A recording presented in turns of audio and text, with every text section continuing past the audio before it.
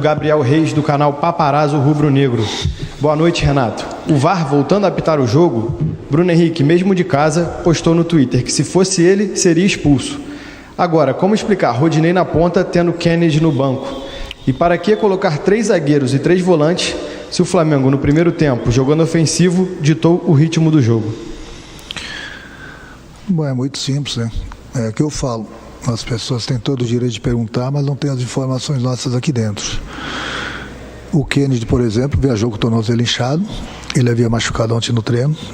E durante o intervalo do jogo, no momento que ele estava aquecendo, ele avisou a comissão técnica que não tinha as mínimas condições de entrar em campo, que o tornozelo dele estava inchado e estava bastante dolorido. Então, não sei se vocês viram na televisão que quando começou o segundo tempo ele tirou a chuteira e começou a fazer o tratamento. Então, o Kennedy... Eu não tinha o Kennedy no banco. E as opções eram o Rodinei, sim, por um lado. O Michel, no final do jogo, ele cansou. E eu tinha o Vitor Luiz, que joga no lugar do Gabriel. Então essas eram as minhas opções. Quando eu fiz essas trocas basicamente iguais contra o Atlético que nós ganhamos, foi tudo bem. Eu acho que o mais importante de tudo, independente se nós estávamos com 3 volantes, 3 zagueiros, eram as opções que eu tinha. E no momento que eu fiz essas trocas, estavam faltando 3, 4 minutos do jogo. Que nós não podíamos ter deixado tomar aquele gol, praticamente no último lance do jogo, faltando 1 minuto. Então, infelizmente, a gente tem muita gente de fora, voltando de lesões, jogadores suspensos. Então, eu optei por isso, porque eram as opções que eu tinha hoje no banco. Pergunta de Rafael Melo, do canal Rafa Melo. Renato, no primeiro tempo, o Flamengo teve um bom desempenho saindo em velocidade e aproveitando os espaços que o Atlético dava. Já no segundo, passou todo o tempo acuado e com muita dificuldade de levar perigo, fora uma postura assustada que ficou nítida. Por que essa mudança de comportamento tão grande de um tempo para o outro? Não foi ordem. A equipe tanto é que voltou a mesma para o segundo tempo. O problema é que o adversário começou a pressionar bastante, começou a empurrar a gente lá para trás. É uma coisa que acontece no futebol, não é só com o Flamengo não. O adversário vem por tudo ou nada, começa a jogar bolas longas, você tem que se proteger e procurar sair rápido, principalmente quando você tiver a bola. Tentamos isso algumas vezes, infelizmente não foi possível. Continuamos tomando a pressão, infelizmente tomamos o gol.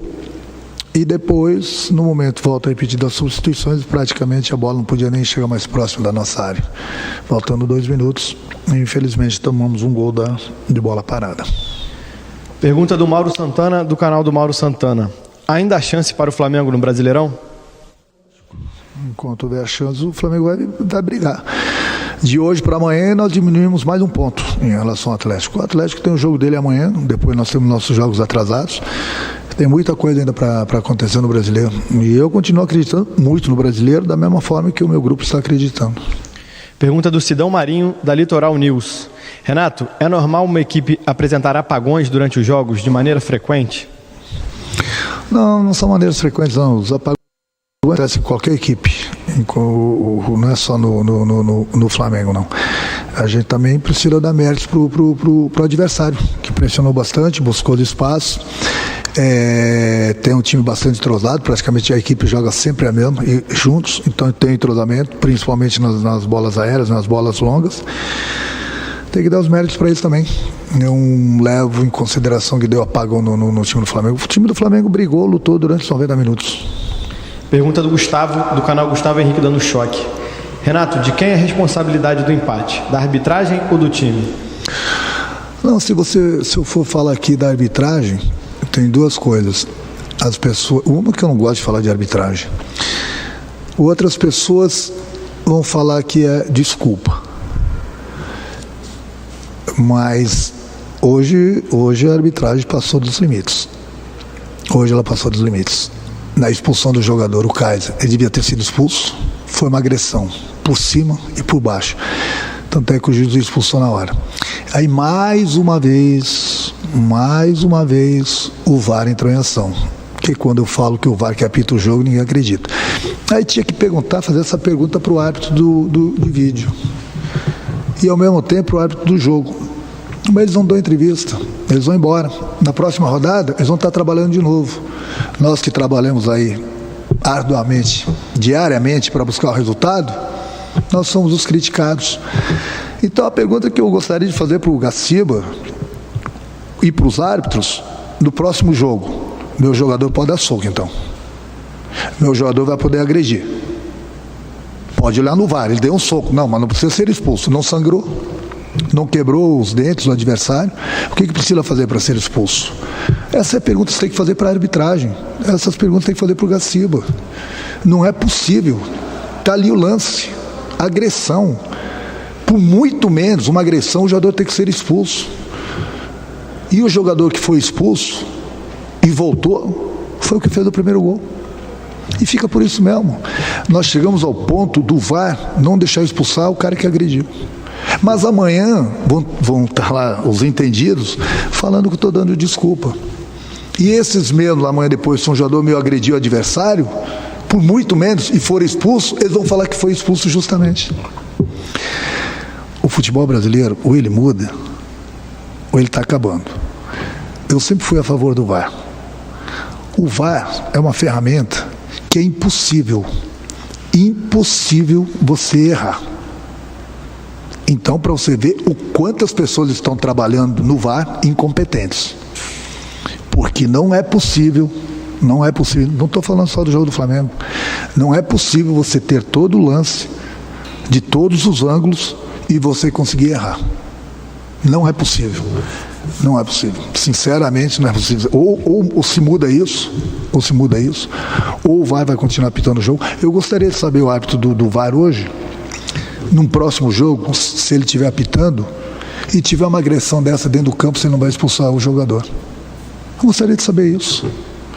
Já que nós chegamos a um ponto de termos agressões no futebol permitidas,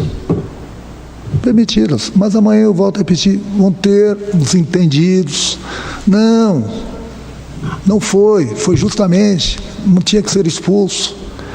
E assim vai o futebol brasileiro. O que eu vou fazer? Vou ficar nadando contra a maré, ficar dando soco em ponta de faca? Eu sou um treinador, eu tenho que treinar minha equipe, mas está demais. Hoje realmente foi demais. Sinceramente, se eu visse um lance desse em qualquer jogo, em qualquer partida de outras duas equipes, eu não teria que nem ir no VAR.